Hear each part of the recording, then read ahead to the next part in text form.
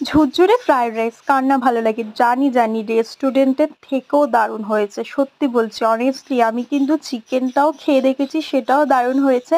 আপাতত দিদিকে দিচ্ছি, ওর থেকেই জেনে নেব রিভিউ কেমন, কি কেমন লাগলো ওর খেতে। ও তো বলছে দারুণ।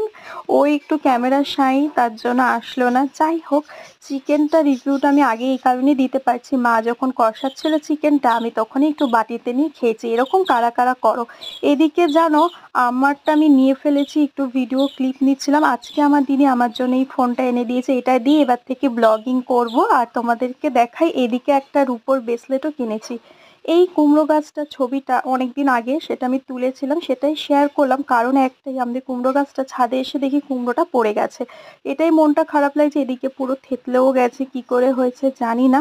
তাই তোমাদের সাথে একটু শেয়ার করলাম। নেক্সট মিনি ব্লগটা আসছে তাড়াতাড়ি, দেখা হচ্ছে শীঘ্রই। ভালো থেকো।